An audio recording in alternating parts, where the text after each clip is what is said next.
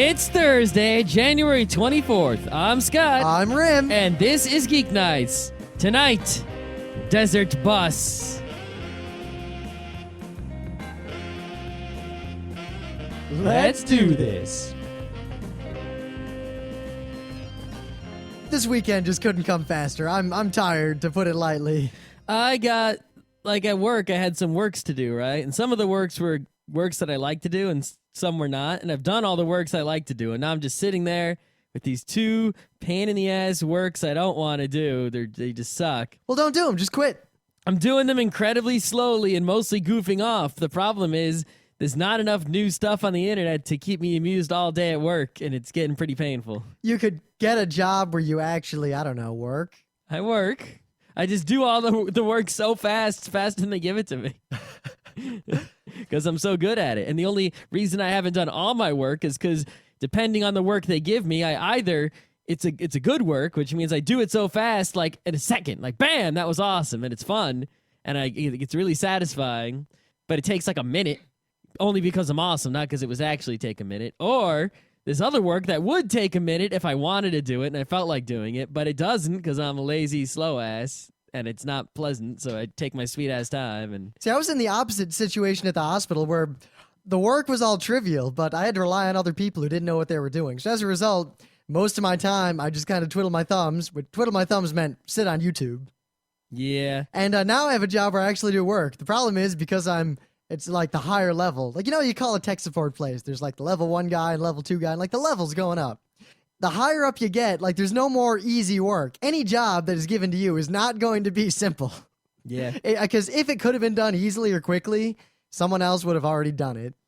Yeah, but I spent most of the day at work today, programming something for myself, but then I finished it. I was like, shit, what do I do now? I got some things you could program. What do you want? I want a multi-band dynamic range compander written in Lisp. That's not going to happen. That's what I need. Well, tough.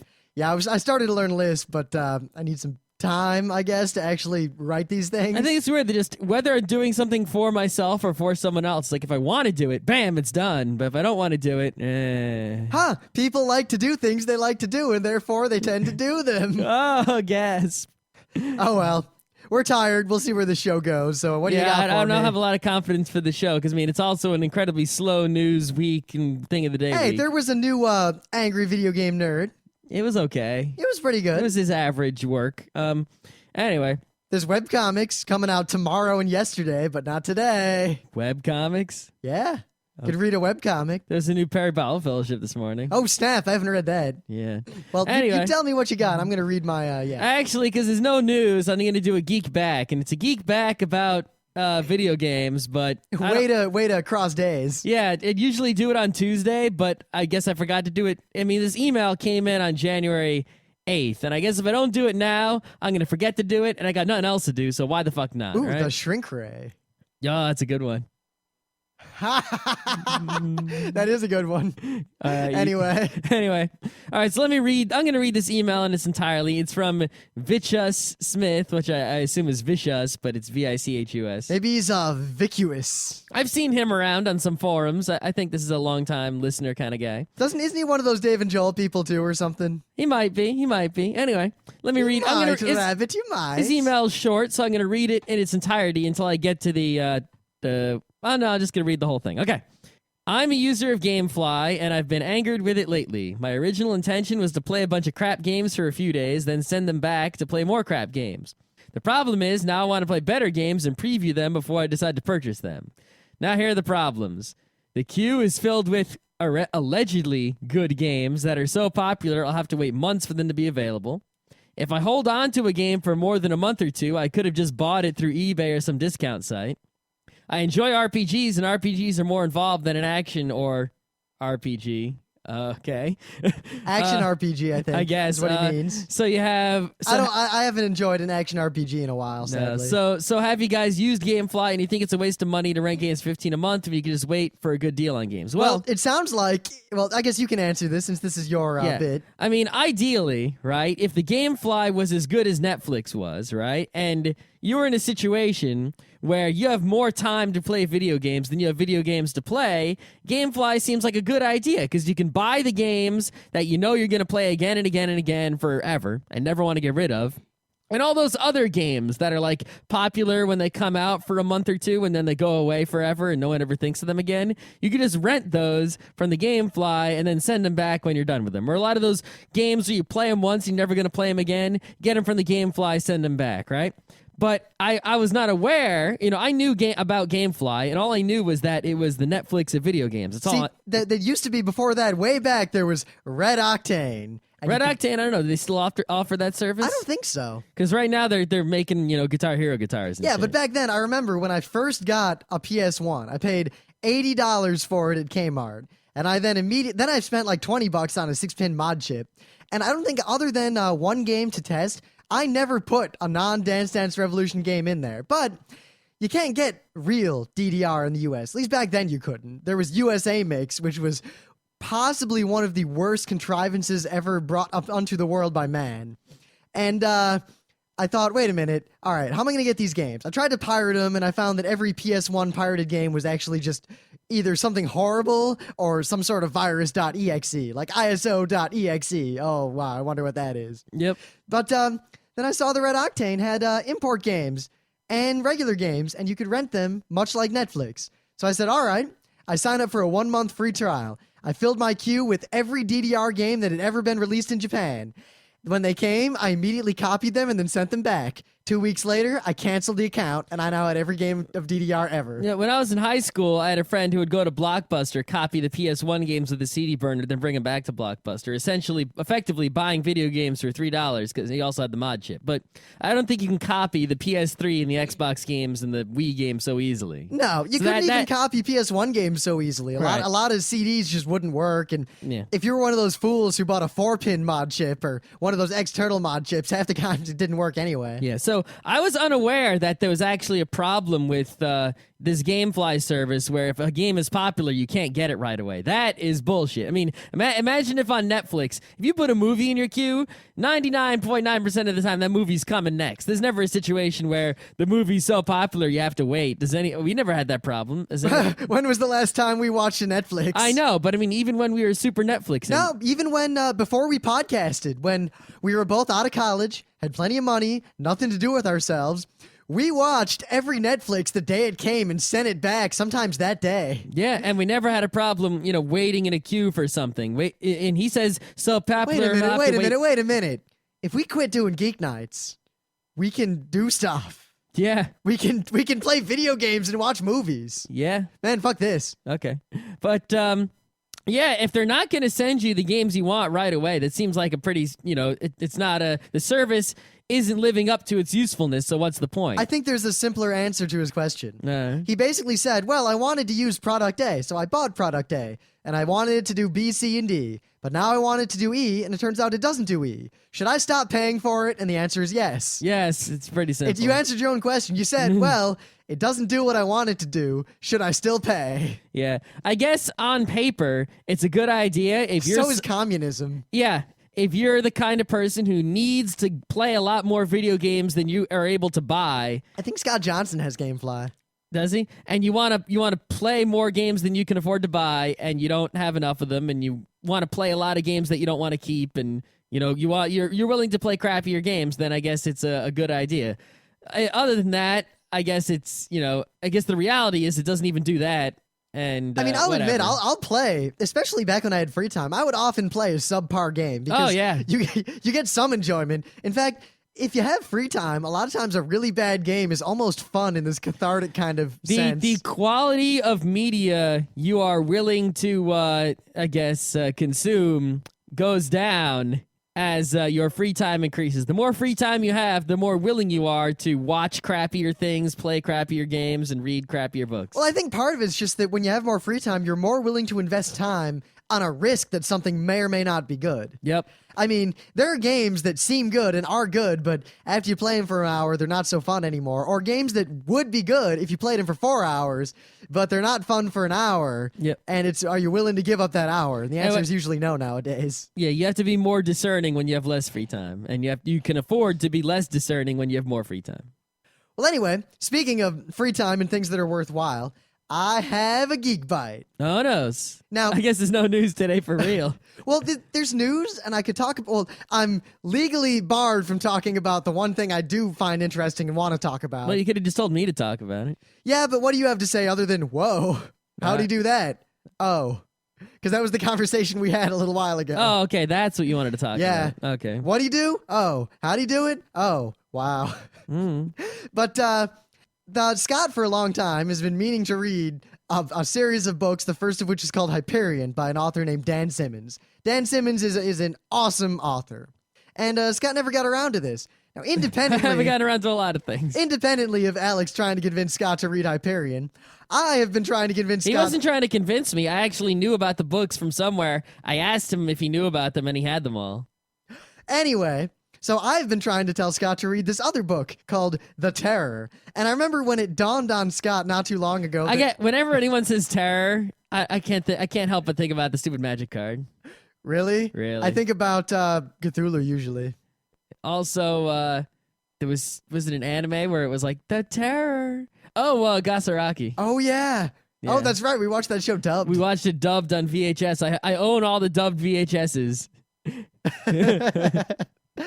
Wow. Anyway, so it dawned upon Scott that The Terror is written by the same person. Dun dun dun. So, very briefly, The Terror is a fictional book about the You mean a voyage. novel, if you will? Well, I'll get to that because it is fiction, but at the same time, it edges It's not very, novel? very, very close to nonfiction. Uh-huh. You see, it's about an expedition that was taken in the late or middling 1800s to find the Northwest Passage in the Arctic. Now, this is a time when ships were mostly made out of wood, and steam power was laughable. So, a bunch of guys got into two ships, the HMS Erebus and the HMS Terror, and they go off HMS Terror. into the Northwest Passage. Wow, what a great way to name your boat that's going to go into the North Pole. Now, I'm reading this book, and I just read it. I didn't do any research, any backstory, and oh, this book's awesome. It's about some monster, and it's kind of eerie and good and historical fiction, but I got about 3/4 of the way through, and I'm feeling okay about this book, even though it's really tragic and really sad and really... It goes into the procedural details of dealing with scurvy when you're alone in the Arctic and dying of frostbite. You mean losing all your teeth? And such. Yeah. Vomiting and diarrheaing blood, all that. Yeah, It's a scurvy very... sucks. Don't get scurvy, even if you think it's going to really help your pirate costume. I think some guy at NYU got scurvy just because he didn't eat oranges for long enough. How could you? Almost everything has vitamin C, even bread. Some bread. You know, I'm surprised that guy, Greg's old roommate who did nothing but play Asheron's Call, never got scurvy. Well, because he'd always go to Gracie's, get a decent meal, and bring it back. I mean, because as you know, Gracie's wasn't the greatest food, but it wasn't bad. As bad as, you like to make fun of it for being. And you know, Flush hard. Just got to make it all the way to Gracie's. It was nutritional, so. Well, barely. I guess. There is the commonly known thing at RIT that freshmen will have a more voluminous output of feces than they did in their previous life, due almost entirely to the composition of the food in Gracie's. It's true. But I got most of the way through this book, and I'm digging it, even though a lot of people are dying horribly, and it's a really bleak, depressing, scary book. And then randomly, I look on Wikipedia, and I discover that this book is actually very close to what actually happened to these people. And it's based on historical documents. According to Wikipedia. Well, no, it actually is. This book is an extremely well-researched bit of historical fiction, and is probably... The thing is... So the fiction is just the monster. Well, here's the thing. Everything that happens to these people is very realistic and is probably very close to what actually happened to this expedition. But there's a monster in the novel, and you think, all right, the monster's obviously not real. Well, once you realize what actually happened to these people, the monster kind of makes sense in a realistic... So they went insane and they all believed there was a monster? Possibly something like that. Sort of a group, delusion? Well, possibly due to the fact that there's a good chance that everyone on this expedition was suffering by lead poisoning due to poorly canned food.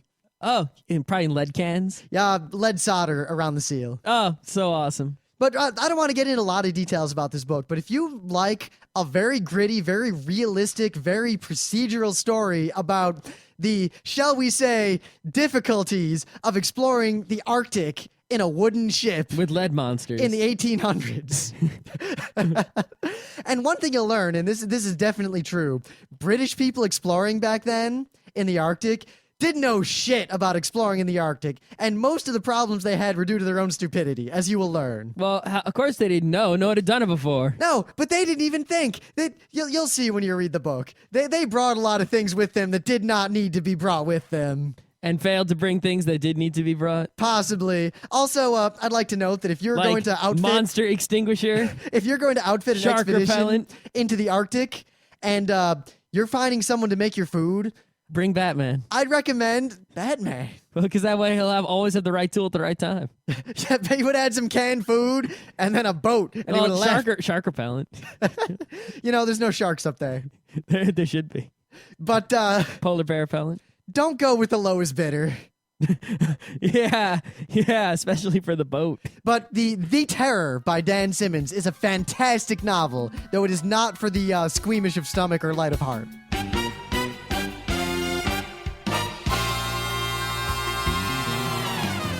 Things of the day. It's really rare that I read a new webcomic. I mean, I think Dr. McNinja and Wondermark are the most recent comics I've added to my repertoire. The latest Wondermark.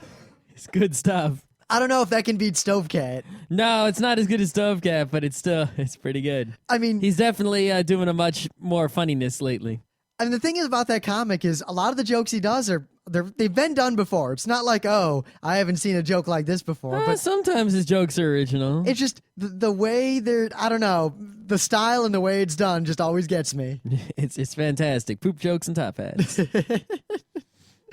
But I didn't even look at what the rest of this comic is. All I know is that I saw a link to it. I guess the comic is called Truck Bearing Kibble, but all right. The title of this comic is Unexecutable. Mm-hmm. And it's a Lego Man and a Lego Pope and a Lego Executioner and a Lego Gallows. It is... Thing is, the only thing that could have made it better, I guess, if it had been the same Lego gallows that I always made as a kid. You take that whip and you stick it on top of a Lego. I made the gallows the same way with my Robin Hood's Forest Men playset. I remember I got in trouble as a kid because my brother had his Lego World, I had mine, and we'd fight.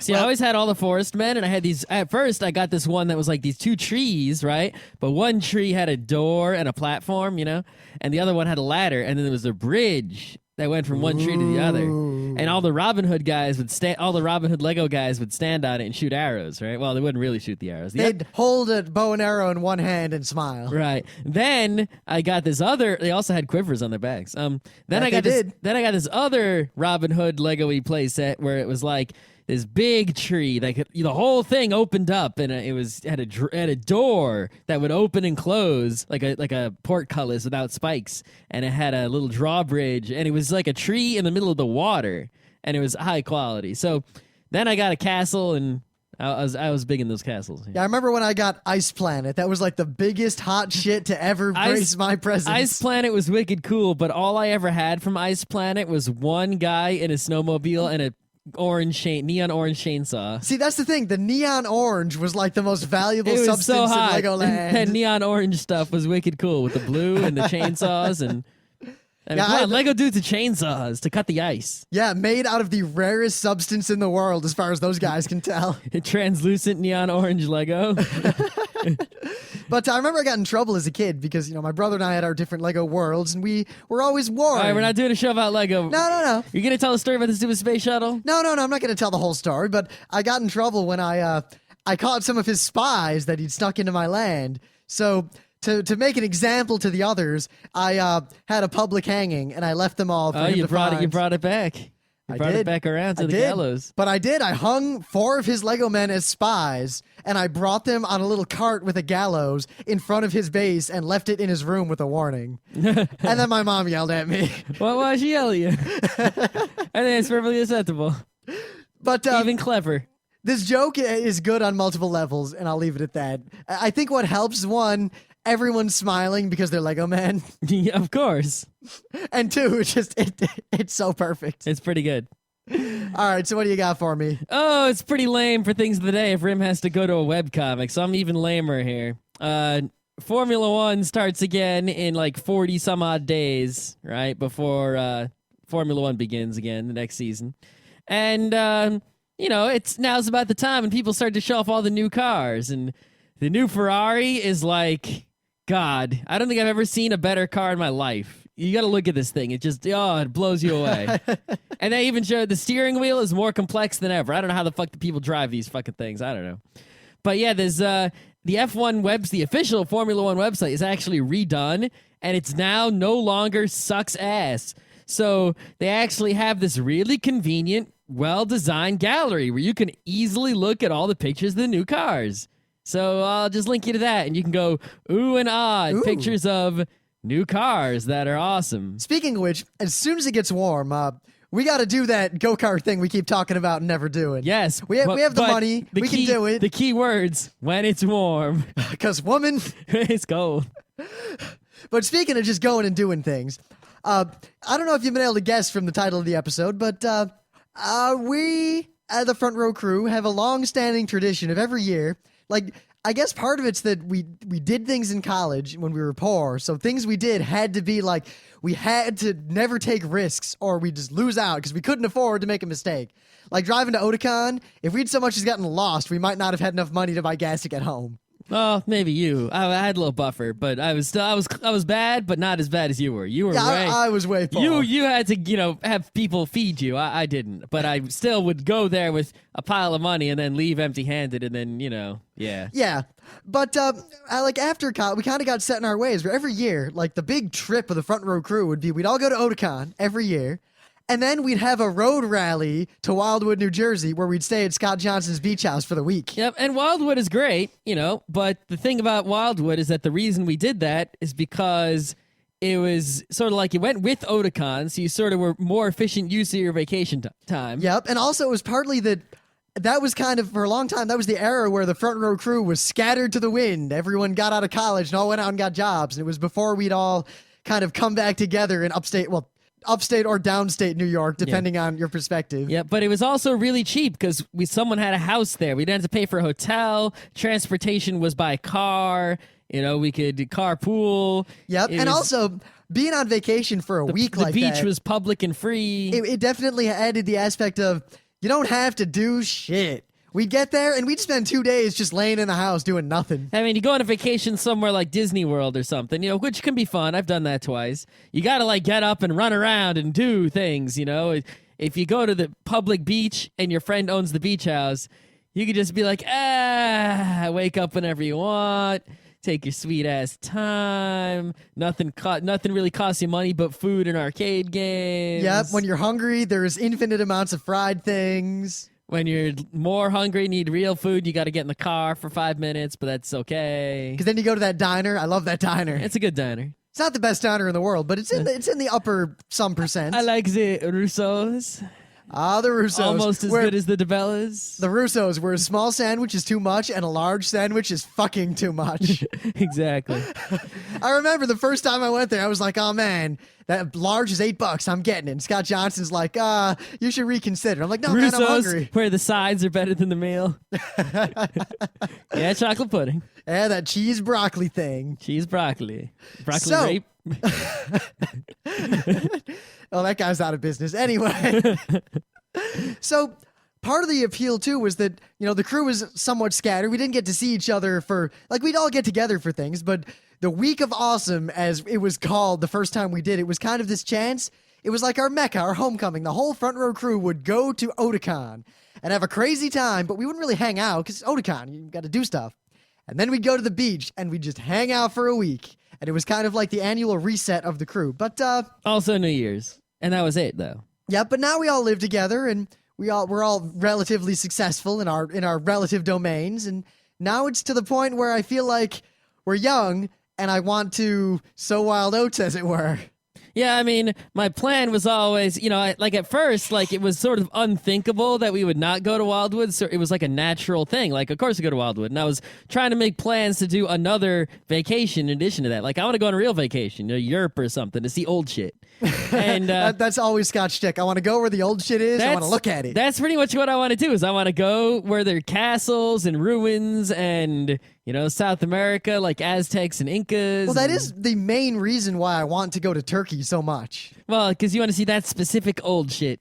Because that podcast got you interested in that specific Well, more old specifically, shit. I just want to go to the Mediterranean in general. Yeah, I've been to Israel, which is technically Mediterranean and part of it, and Mediterranean is awesome by me. See some Greece, see some Italy. I could do that. Well, we were thinking about this, and then we kind of suddenly realized, wait a minute, we're young, and we have no responsibilities, and we have money. There is no reason not to go out and do the things we want to do now while we're still young enough to enjoy it. Now, also, part of the problem is I don't have enough vacation days, right? Well, that's you. Yeah. Well, I don't have enough vacation days to do all the conventions and things, and then also go to Wildwood, and then also do something else. So the idea came, and I said, you know what? I've been to Wildwood enough times. I'm not going to go there for the rest of my life. Let's do something besides that, instead of that. And coincident to that was the idea that why don't we do one of those things that people always say they do but they won't? One of those things that we've always said we'll do that we won't. Let's go on a road trip. Well, not exactly the full-on road trip. Well, the thing is, the original plan was, why don't we just get a Winnebago and drive from here to California? And we're like, yeah. And we're planning out. We're like, I all don't have right. enough vacation days for that. So, but we're like, all right, let's see. If we start, here, and we go up through New York, and we can stop at, like, Cedar Point along the way. We can stop in Chicago. And then I realized that once we get to, like, Minneapolis, there's once nothing. you pass, like, Mount Rushmore, there's nothing. Once you pass Milwaukee, there's nothing. Until you hit Mount Rushmore, and then there's nothing again. Nothing, until you hit Spokane, but there's nothing in Spokane. Yeah, unless you got to go way south or to, like, Vegas to get something. It's just the middle of nowhere. So we realized that, all right, that's infeasible, and also probably wouldn't be that fun, because then it would basically be the week of awesome, but we'd all be sitting in a Winnebago living out of it, and instead of living at a beach house. And during that time, someone would have to be driving. Well, I think... And the gas. Yeah, that was the other thing that got me. It's like, all right, Winnebagos get what, 6 miles to a gallon? All right, we're going to drive what, 2,000 miles? How much does gas cost? Yeah, the thing is... Diesel?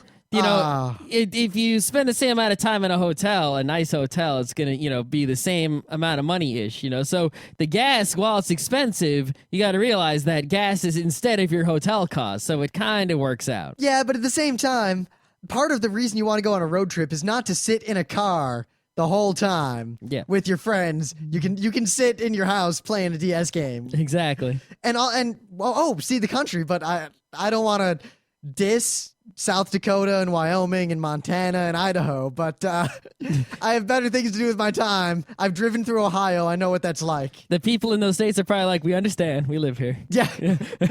But so then we thought, wait a minute. All right.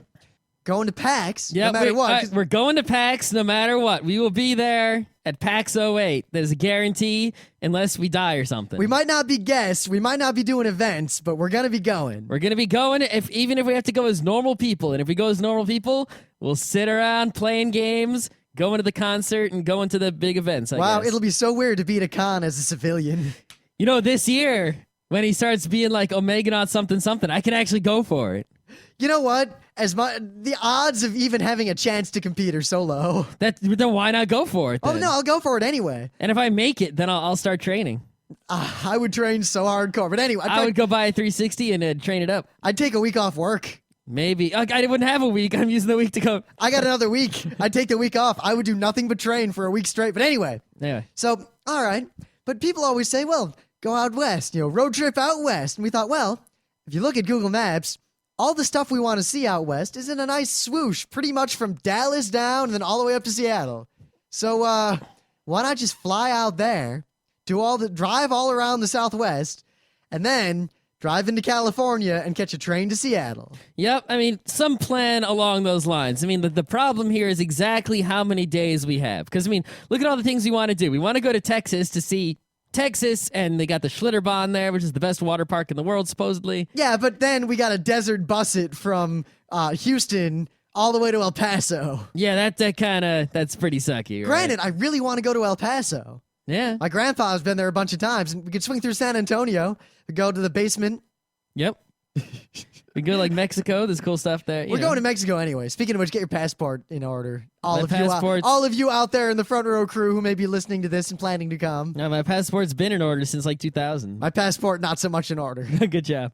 But yeah, I mean, we got to decide. I mean, are we going to fly into El Paso, Tucson, Phoenix, right into Vegas? Yeah, we basically LA? we got to fly somewhere west, probably southwest, and then make our way north, and we had to get to Seattle on like Thursday for PAX, and then fly home from Seattle to New York.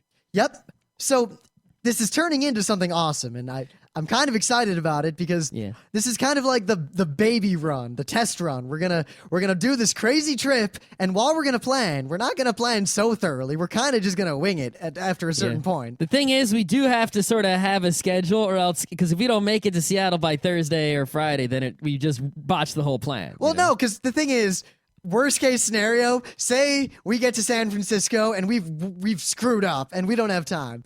Just get on a plane to Seattle. Well, no, I'm talking like, we're in Vegas on Thursday or something, or... Well, then we catch a red-eye flight from Vegas to Seattle. We pay out the butt for it, but then we get there. I'm saying we could be caught maybe like in between like Vegas and San Francisco, or, we could have bad timing or something. The odds of that are pretty low, I think. Yeah. We could, the other thing is, depending on how far away from San Francisco or Seattle we start, the less time we have to spend in each thing and the more sort of interim traveling we have to do, you know? Like as much as I want to see Texas, and also it works that we could fly out there, meet two of our friends, and then continue. It's like every step closer we start, we can relax more and do more in that area. Yeah, it's like if we fly just to Vegas and don't go anywhere from Vegas except Seattle, then we can spend a whole shit a ton of time there. But we don't really need to spend that much time there. But as we fly to, say, Arizona, then we could spend, half time in Arizona, half time in Vegas, but then we lose the hours it takes to get from Arizona to Vegas, you see? So every additional thing we want to see, because everything is all spread out, I point out, we lose a bunch of travel time. There's effectively no speed limit in Arizona. I know. So we can get there pretty quick. It's still a few hours, we're losing time each additional stop. And I'm not saying we should have the minimum number of possible stops. I'm saying we need to, it's tough to calculate this business. Yep. But the real deal is that the only time I've ever been out west was not that long ago when for the first time I was ever west of Chicago. I've never been west of Novi, Michigan. Wow, I took Scott the furthest west he's ever been. Yeah, and I've been south to Florida, though.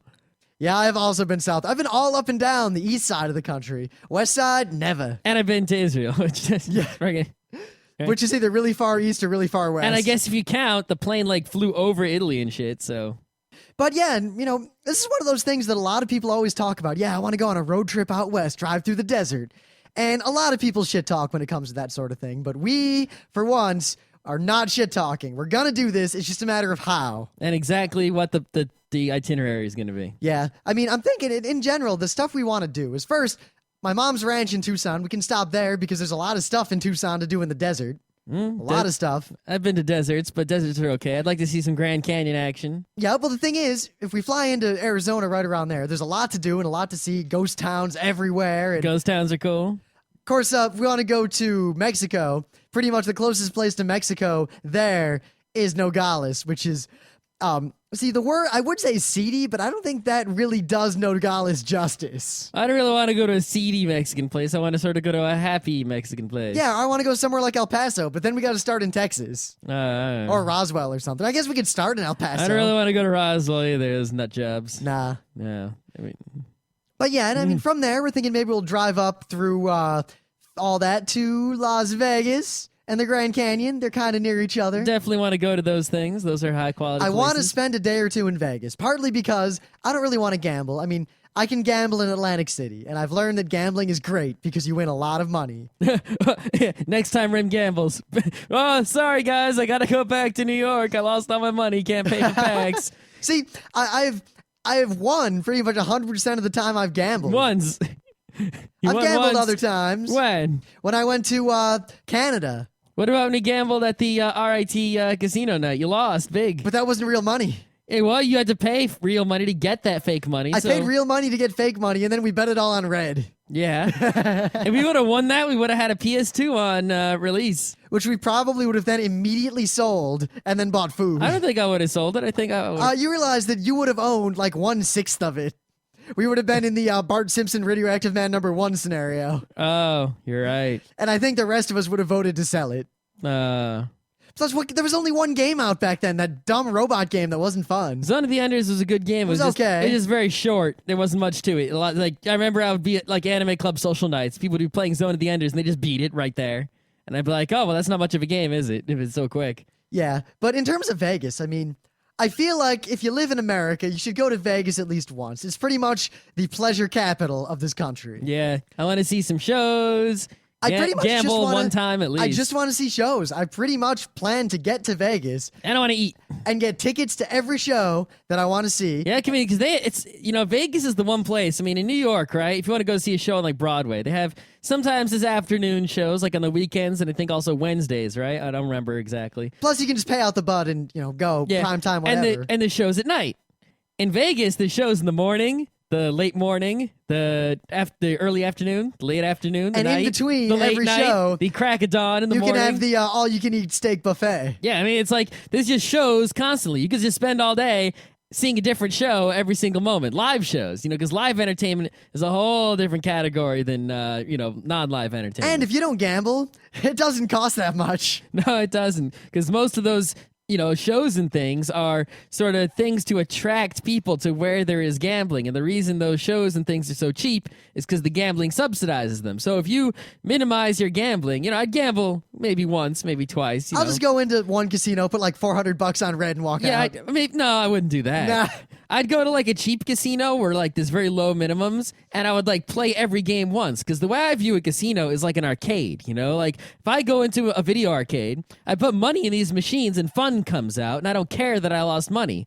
So if I go into a casino and I play like, poker with some guys, right? And it costs me, $20. You're not going to find a poker table that's going to cost you $20. I'm just saying, if I get $20 of fun, then it was worth it. If it costs me $500, all right, I don't think I'm getting a $500 worth of fun playing poker, but if I was, it would be a good deal. Now, how much fun would you have playing $20 worth of craps versus how much fun would you have playing $20 worth of Rampart Arcade? Oh. Yeah, that's the problem with that. That is the problem with that. But I liked the way we gambled in Atlantic City. We walked in, we bet all the money we brought on red or black or whatever a bunch of times, and then as soon as we were ahead, we walked right out of there. Yeah, that's what you gotta do. All right. That trip is still paying for everything I do.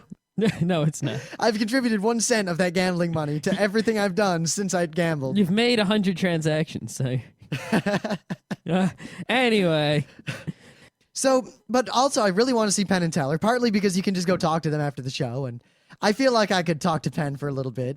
No, if he doesn't just be like, yeah, I'm crazy, what do I know, blah. Yeah, but I could get his attention, I think. Yeah, but it's like, what would I have to say to him? You can only talk to him for like a minute or so, maybe, so it's like... Yeah, the best angle I have is that I argued with Michael Godot twice. Nah. And it got to the point where he kept responding, so... Yeah. I figured I angered him a little bit. Nah, maybe.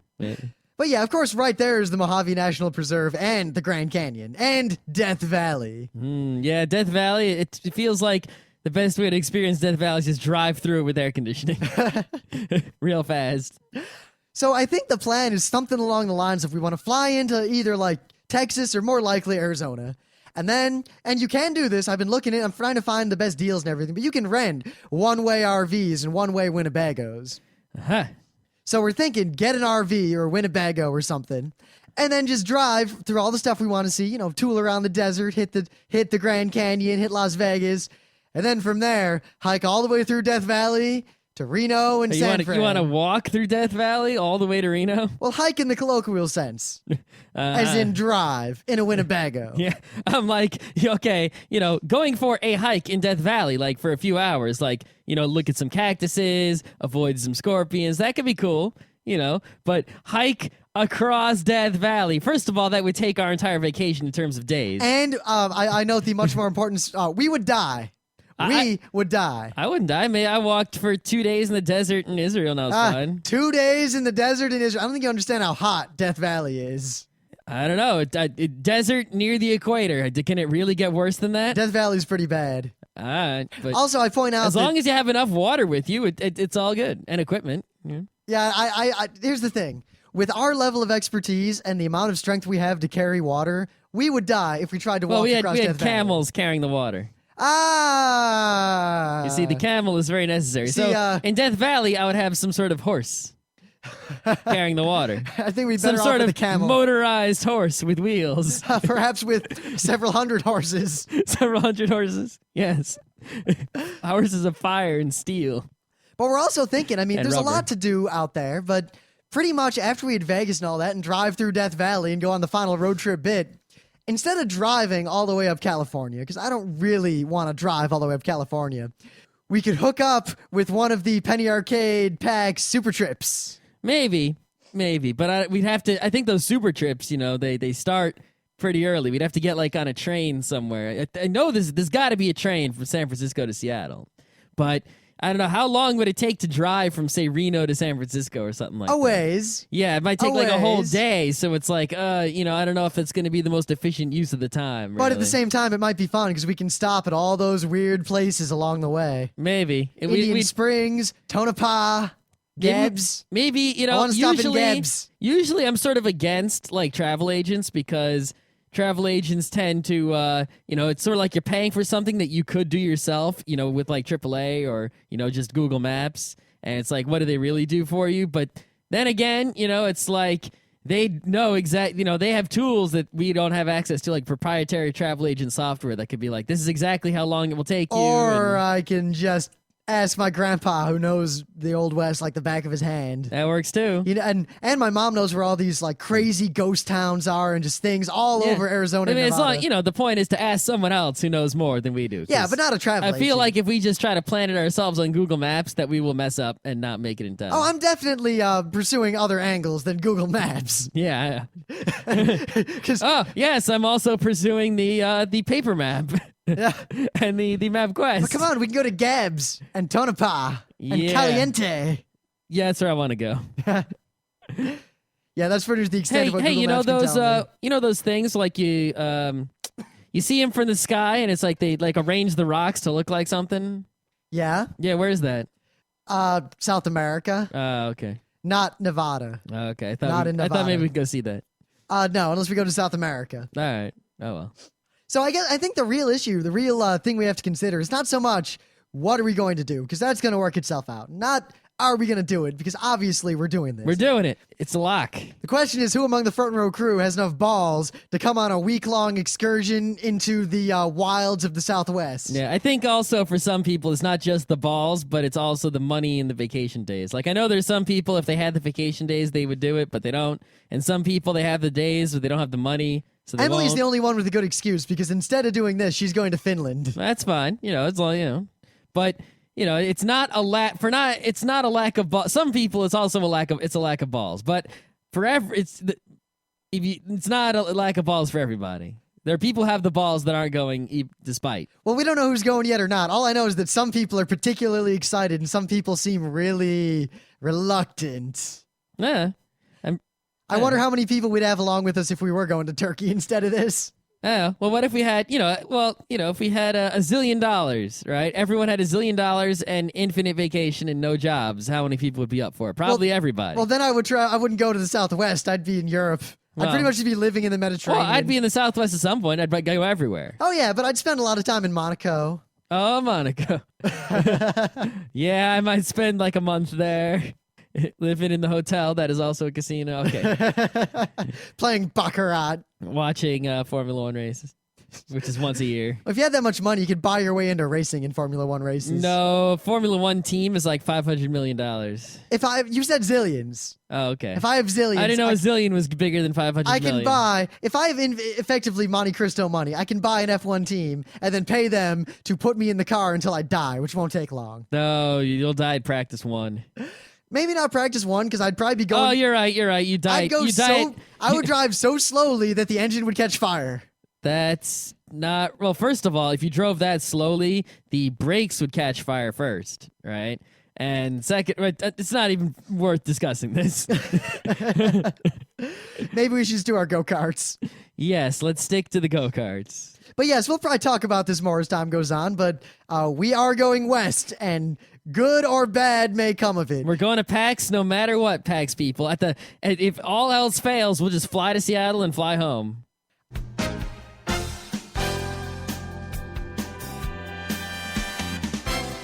This has been Geek Nights with Rym and Scott. Special thanks to DJ Pretzel for the opening music. Be sure to visit our website at www.frontrowcrew.com, where you'll find show notes, links, our awesome forum, a link to our Frapper map, and links to all the RSS feeds. We say feeds plural because Geek Nights airs 4 nights a week, covering 4 different brands of geekery. Mondays are science and technology. Tuesdays, we have video games, board games, and RPGs. Wednesdays are anime, manga, comic nights. And Thursdays are the catch-alls for various rants and tomfoolery. You can send us feedback by email to geeknights@frontrowcrew.com. Or you can send audio feedback via audio. Just click the link that says Send Me an Audio on the right side of our website. If you like what you hear, you can catch the last 100 episodes in iTunes or in your favorite podcatcher. For the complete archives, visit the website, which has everything.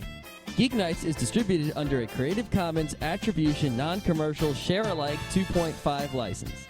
This means you can do whatever you want with it as long as you give us credit, don't make money, and share it in kind. Geeknights is recorded live with no studio and no audience.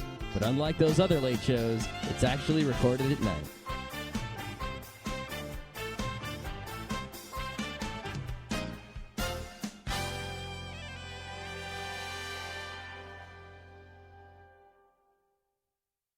Moscow.